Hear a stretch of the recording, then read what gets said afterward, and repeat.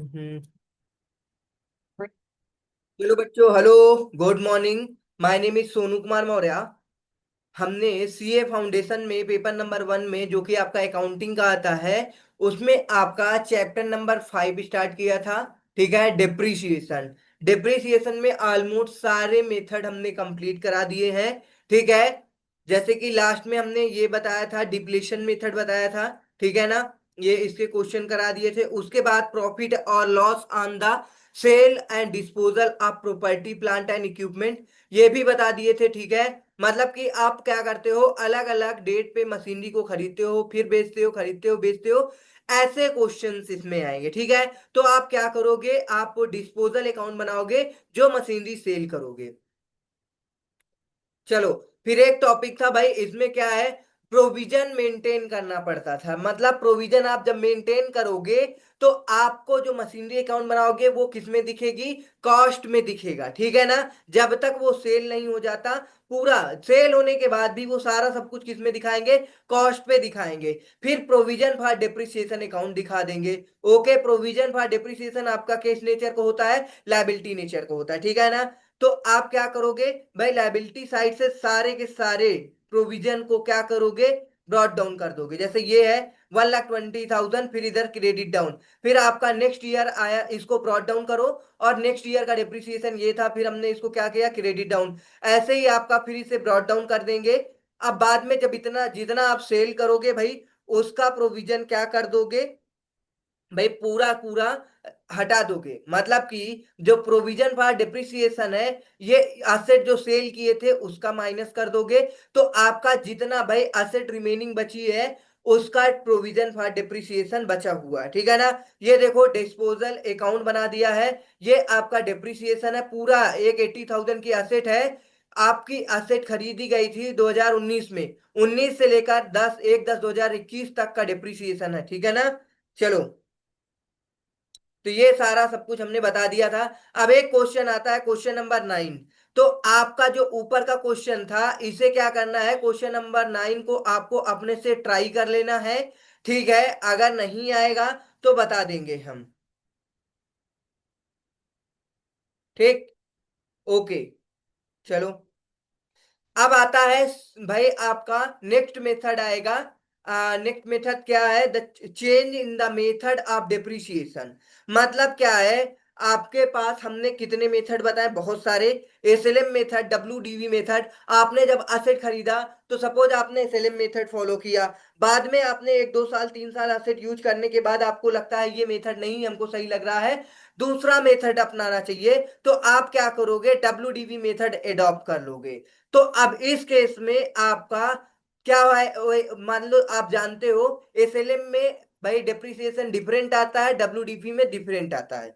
ठीक है ना। चलो।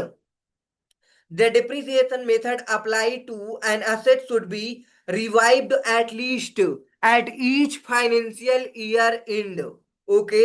मतलब कह रहा है कि depreciation method apply to an asset should be reviewed. मतलब कि क्या होती है, रिवाइज हो जाती है आपकी asset at least each financial year, जब फाइनेंशियल ईयर एंड होता है। And if there has been a significant change in the expected pattern of consumption of a future economic benefit embodied in the asset, the method should be changed to reflect the changed pattern. मतलब आपका भाई, अगर आप straight line method follow करते हैं तो आपका क्या रहेगा, एक इसमें एक्सपेक्टेड पैटर्न रहेगा कंजम्पशन का। ठीक है ना। Future economic benefit embodied in the asset.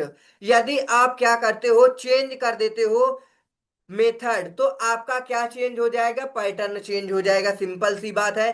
अगर आप एसएलएम फॉलो करते हो, देखो जैसे 1 लाख की असेट है। ठीक है ना। आप एसएलएम फॉलो करोगे तो 10,000, मान लो 10% रेट से हर साल 10,000 रुपए कम होगा, 90,000 आ जाएगा। फिर आपका एसएलएम मेथड से कितना कम होगा, 10,000 आपका फिर से कम हो जाएगा। भाई इसी में कॉस्ट में लगता है, जो इसकी कॉस्ट होती है। ठीक है। तो आपका 80,000 आ जाएगा। ऐसे ही हर साल आपका 10,000 रुपए कम होता जाएगा। ये एक पैटर्न बन रहा है ना। समझ में आया। अब अगर आप क्या कर रहे हो भाई, डिप्रिसिएशन मेथड चेंज कर देते हो तो आपका पैटर्न चेंज हो जाएगा। सपोज आप डब्ल्यूडीवी मेथड अपना लेते हो, तो अब इस केस में क्या होगा, जब कास्ट की वैल्यू ज्यादा रहेगी तो डिप्रिसिएशन ज्यादा लगेगा आएगा, ठीक है ना। 10% मतलब 10,000 माइनस कर दो 1 लाख में से, तो आपका कितना आ गया, 90,000 आ गया। अब 90,000 में 10% लगाओगे तो आपका 9,000 आएगा। 9,000 माइनस कर दोगे तो 81,000 आ जाएगा। देखो, हर साल डिप्रिसिएशन कम हो रही है ना। ओके, तो ये अपना एक अलग पैटर्न फॉलो करेगा, तो वही चीज बता रहा है। चलो।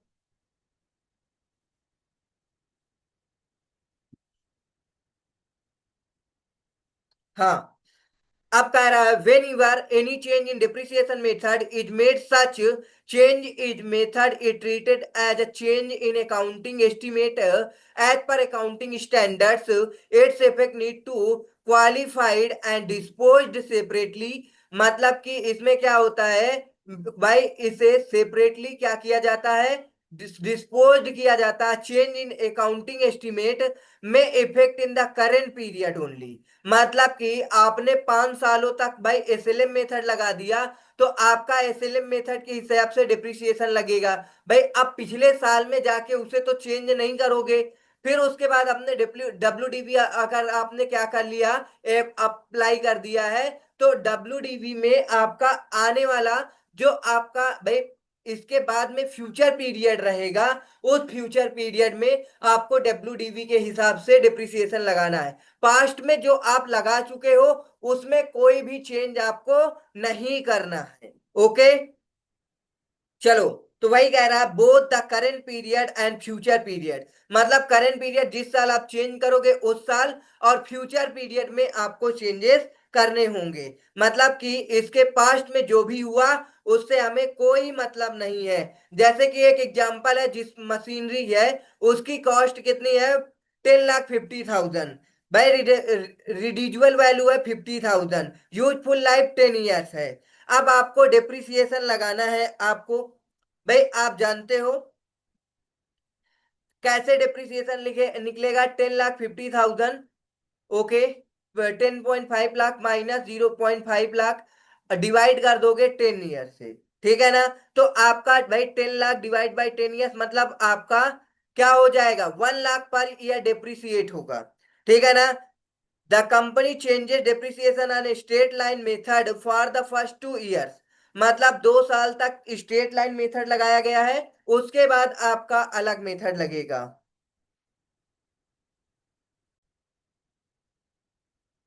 देखो अब ये क्या है, the company charges depreciation on straight line method for the first 2 year. मतलब 2 साल तक स्ट्रेट लाइन मेथड से डिप्रिसिएशन लगा है, and thereafter decide to adopt written down method value method by charging depreciation 20% calculate based on useful life, you are required to calculate depreciation third year.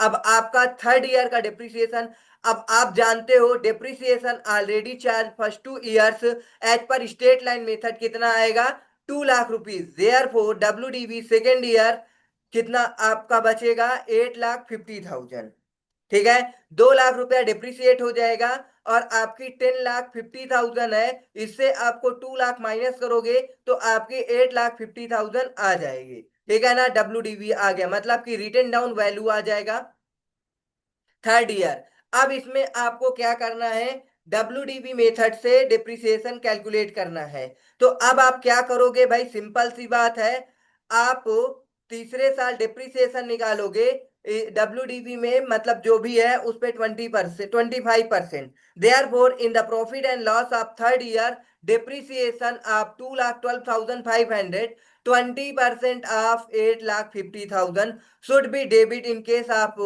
entity would have continue with straight line method depreciation charge 1 lakh. मतलब अगर आपको straight line method लगाते हो तो आपका same 1 lakh आएगा। अगर आप डब्ल्यू लगाओगे तो 2,12,500 आएगा। ओके, तो अब आपको समझ में आ गया होगा कि भाई जब आप मेथड चेंज करते हो तो कैसा इम्पैक्ट पड़ता है, ठीक है ना।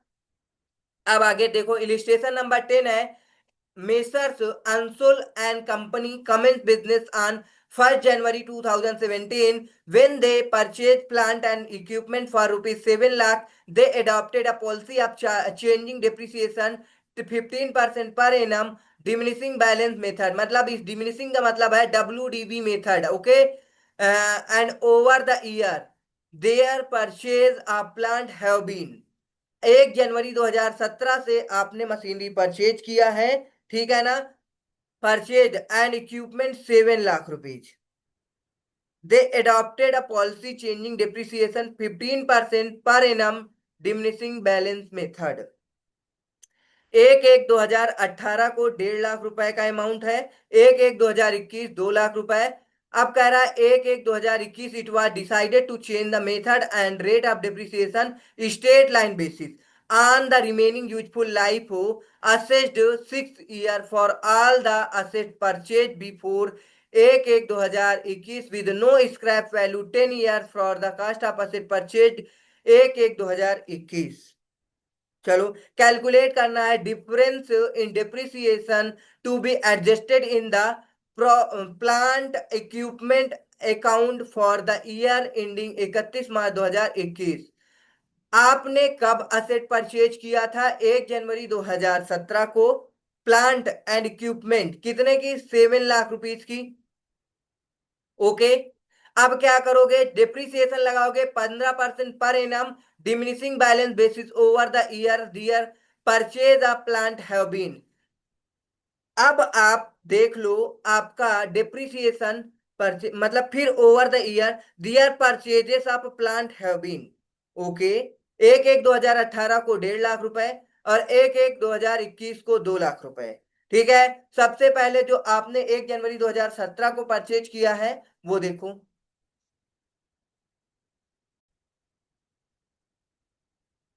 इसमें करना क्या है भाई आपकी? ओके, ये नहीं, ये, चलो इसमें क्या है, आपकी एक असेट ये है जो कि परचेज हुई है 1 जनवरी 2017 को। उसके बाद एक असेट ये है 1/1/2018 को। एक असेट 1/1/2021 को। पूछ रखा है आपको calculate the difference in depreciation to be adjusted in the plant and equipment account for the year ending 2021, मतलब दिसंबर 2021। ओके, तो अब आपको क्या करना है? पहले पिछले सालों का डिप्रिसिएशन, उसके बाद 1/1/2021 it was decided to change, मतलब 1/1/2021 को उन्होंने मेथड चेंज कर दिया है स्टेट लाइन बेसिस। सबसे पहले डिप्रिसिएशन था डिमिनिशिंग बैलेंस WDB मेथड 15% के रेट से, ठीक है ना। On this date remaining useful life हो असेस्ड कर दी गई है 6 ईयर। मतलब ध्यान से देखो, 2017 1 जनवरी 2017 को खरीदी गई है, 17, 18, 19, 20। ओके, 20, हाँ 20, 20 तक अगर हम निकालेंगे तो 4 साल हो गए हैं, 6 साल बचे हुए हैं, ठीक है ना। 6, 21, 1 जनवरी 2021। अब जो असेट 6 ईयर है, all the asset purchase before 1/1/2021 with no scrap. मतलब कि जो भी असेट बची हुई है या फिर जब भी हमने जो खरीदा है 1/1/2018 को, या फिर ये तो 1/1/2021 को खरीदी गई है, जिस साल का हमें अकाउंट बनाना है। मतलब ये असेट चाहे जितने साल बचे हों, मतलब कि 2017 खरीदे गए, 17, 18, 19, 20, ठीक है ना। 6 साल बचा है तो इसको मान लो 6 साल है, ठीक है, कोई दिक्कत नहीं। अब 18 में खरीदे गया है, फिर भी 18 के बाद कितना बचेगा? 18, 19, 7 साल बचना चाहिए, तो असिस्ट करके 6 ईयर ही मान लिया गया है, ठीक है ना। तो अब देखो इसको कैसे कैलकुलेट करोगे? वेरी सिंपल है भाई। सबसे पहले क्या करोगे? फर्स्ट जो असेट आपने परचेज किया है 1 जनवरी 2017 में, ठीक है, तो 1 जनवरी 1/1/2017 में आपने परचेज किया है, जो आपकी 7 लाख की, कितने की है? 7 लाख की है ये। अब इसे WDV मेथड से क्या करना है? डिप्रिसिएट करना है। तो सिंपल माइनस कर दो 7 लाख का 15%, ठीक है। उसके बाद ये आपका 2031 दिसंबर WDV खत्म हो गया। फिर 1 जनवरी, मतलब डिप्रिसिएशन दिसंबर में लगेगा। ओके, तो 31 दिसंबर 2017, ठीक है ना। फिर उसके बाद 31 दिसंबर 2018, फिर 31 दिसंबर 2019, 31 दिसंबर 2020। उसके बाद आपको 1 जनवरी आएगा। 1 जनवरी से आपको अकाउंट नया बनाना है। चलो, अब क्या करोगे, आपका जो भी यहाँ पे डब्ल्यू आएगा, ठीक है ना, डब्ल्यू पे, इस पे यहाँ लिखना है, फिर इससे माइनस करना है। भाई 15% का डिप्रिसिएशन लगाना है।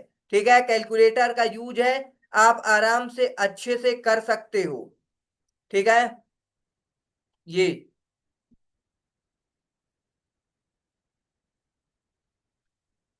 जो ये डब्ल्यू आएगा, भाई 31 दिसंबर 2020 है, तो 1 जनवरी 2021 का आ जाएगा। ठीक है ना, 1 जनवरी 2021 का डिप्रिसिएशन आ जाएगा। सेम टू सेम आप इस असेट को 1 जनवरी 2021 तक डिप्रिसिएट कर लो। चलो करते हैं भाई। पहली असेट 7 लाख की है, डिप्रिसिएशन लगाओगे 7 लाख, माइनस कर दो, माइनस करना है 15%। कितना आ जाएगा, डब्ल्यू इसका आ जाएगा आपका 5,95,000 आ जाएगा।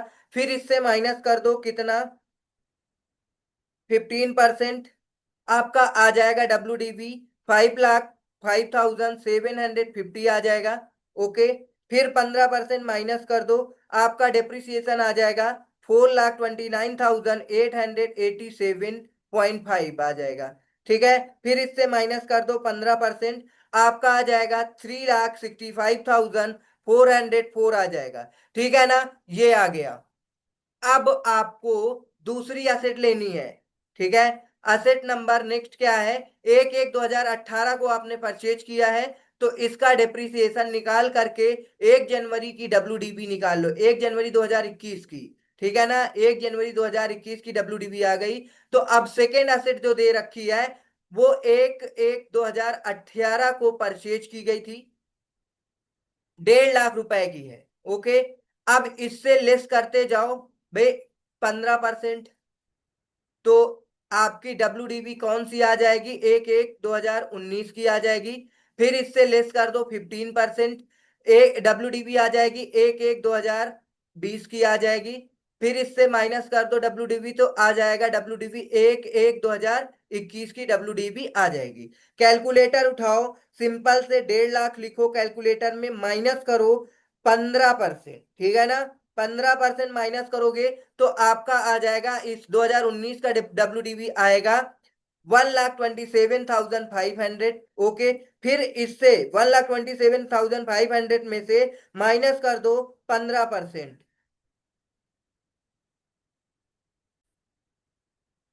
हाँ, तो अब कैलकुलेटर में आपको क्या लेना है, 1,27,500, इससे माइनस कर दो 15%, तो आपकी डब्ल्यू आ जाएगी 1/1/2020 की 1,08,375। ओके, फिर माइनस कर दो, कितना माइनस करोगे, 15%, तो आपकी आ जाएगी 92,118.75 जो भी। अब ये डब्ल्यू है, ठीक है ना, 1 जनवरी 2021 की, दोनों की है। अब क्या करो भाई, इन सब को डिवाइड कर दो 6 से। 6 से डिवाइड करोगे तो आपका आ जाएगा 31 दिसंबर 2021 का डब्ल्यू मतलब डिप्रिसिएशन आएगा। 6 से डिवाइड कर दो, आ जाएगा डिप्रिसिएशन अगले साल का। चलो देखो, सॉल्यूशन में दे रखा है भाई, सिंपल सी बात है। जो आपने 1 जनवरी 2017 को परचेज किया, उसकी कॉस्ट 7 लाख है, डिप्रिसिएशन लगाओगे 15% से इतना आएगा, फिर 15% लगाओगे इतना आएगा, फिर 15% लगाओगे इतना डिप्रिसिएशन आ जाएगा। आपको 20 तक लगाना है, 20 तक लग गया। अब आपको भाई इस साल 1 जनवरी 2021 से डिप्रिसिएशन चेंज हो गया मेथड, तो आपको क्या करना है, इससे 6 से डिवाइड कर दोगे तो इतना आ जाएगा। ठीक है, ये आ जाएगी आपकी डब्ल्यू आ जाएगी। ओके, फिर इसको 6 से डिवाइड कर दो, हो जाएगा। ठीक, अब ये आ गया 1 जनवरी 2021, 1 जनवरी 2021 की डब्ल्यू। ठीक है, इन दोनों को ऐड कर दोगे तो ये आ जाएगा। अब क्या करो, एक आपने जो 1 जनवरी 2021 को खरीदा है असेट 2 लाख रुपए से, इन दोनों को ऐड करके अब क्या करना है, भाई सिंपल सी बात है, स्ट्रेट लाइन मेथड लगाना है। तो असेट जितनी है सारी सारी ऐड कर दो। कितना, 2 लाख रुपए ऐड करो कैलकुलेटर में, उसके बाद 57,523 4,57,523 ये ऐड कर दिया, 6,57,523 आया। अब क्या करना है, आपको डिवाइड कर देना है कितने से, स्ट्रेट लाइन मेथड लगाना है ना। तो अब आपको इन दोनों को, हाँ, डिवाइड कर दोगे 6 से तो आ जाएगा। डिप्रिसिएशन वैसे इस साल का हमने ऊपर ही निकाल दिया इसमें। ओके, मतलब इन्होंने ये ऊपर ही निकाल रखा है। अब इसे ये वाला ऐड कर लो, ये वाला ऐड कर लो, और 20,000 को भाई यहाँ पे डिवाइड करके निकाल सकते हो भाई। 2 लाख रुपीज है, ठीक है ना। अब 2 लाख को कितने से डिवाइड करोगे, आपको 10 से डिवाइड करोगे, 20,000 आ जाएगा। क्योंकि 1 जनवरी 2021 को आपने खरीदा है भाई, 10 से डिवाइड कर दोगे तो आ जाएगा आंसर। मतलब हमने इन दोनों को पहले से डिप्रिसिएशन निकाल दिया। चलो, हमने जो सॉल्व किया था उसमें नहीं निकाला था, ये सोल्यूशन में है, ठीक है ना। तो अब इन दोनों को डिप्रिसिएशन ऐड करके भाई, इसको ये नई एसेट खरीदी गई 1 जनवरी 2021 को, तो इसको 10 से डिवाइड कर दोगे तो 20,000 आ जाएगा, टोटल ऐड कर दोगे ये आ जाएगा, आपका बैलेंस आ गया। ओके, बोलो समझ में आया कि नहीं आया। ये आपका मेथड कौन सा था, जब आप चेंज करते हो, change in the method of depreciation. Okay, I hope सारा सब कुछ समझ में आ गया होगा। अब आपका revision of the estimated useful life हो, ये वेरी सिंपल है भाई। ठीक, उसके बाद इंटेंजिबल असेट आ जाएगा, ये वाला आप रिवाइज वाला कर लेना, हो जाएगा। इसके बाद हम नेक्स्ट सेशन में करेंगे, आपका इंटेंजिबल असेट का डिप्रिसिएशन पढ़ेंगे। ओके, मिलते हैं नेक्स्ट सेशन में। Thanks for watching. ओके भाई, सेशन को लाइक कर दो, सब्सक्राइब कर दो।